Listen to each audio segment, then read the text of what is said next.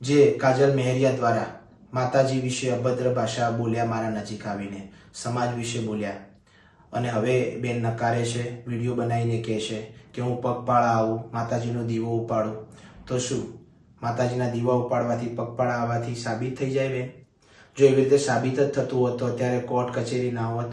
તો આ વાત મારા માનવામાં આવતી નથી. અને અગાઉ પણ માતાજીને તમે ગાળો દીધેલી છે, અને એમ છતાં પણ તમે એ વાતને પણ નકારી છે કે મેં ગાળો બોલી નથી. એ તમામ લોકોએ એના વિડીયો પણ સાંભળેલા છે, તોય તમે માન્યા નથી અને માતાજીની સોગંદ ખાઈને કીધું છે કે હું એ ગાળો બોલી નથી. તો શું માતાજીની સોગંદ ખાવાથી તમે અત્યારે હાલ જીવતા નથી?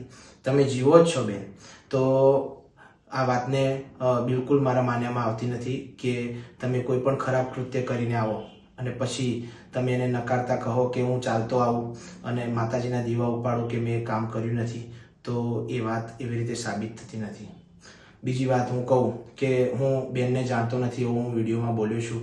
તો હા, ફરી એકવાર કહું છું કે હું એમને જાણતો નથી. કેમ કે ઘણા બધા મિત્રો મારી જોડે ગાવા આવતા હોય, બેન કલાકારો પણ મારી જોડે ગાવા આવતા હોય છે. તો એ ગઈ અને પછી એમના ઘર તરફ કે કોઈ પણ જગ્યાએ એમને જવાનું હોય ત્યાં જતા હોય છે. પછી અમારો કોઈ કોન્ટેક્ટ હોતો નથી. જાણવું, ઓળખવું એનો મતલબ એવો થાય કે આપણે કોઈના ઘરે જઈએ, ચા પાણી નાસ્તો કરતા હોઈએ, જમતા હોઈએ, કોઈને પર્સનલી ઓળખતા હોઈએ, આપણા વાર તહેવારે એમને બોલાવતા હોઈએ, એનો મતલબ ઓળખવું થતું હોય છે. તો અમે ક્યારે એમના ઘરે ગયા નથી કે એ મારા ઘરે આવ્યા નથી.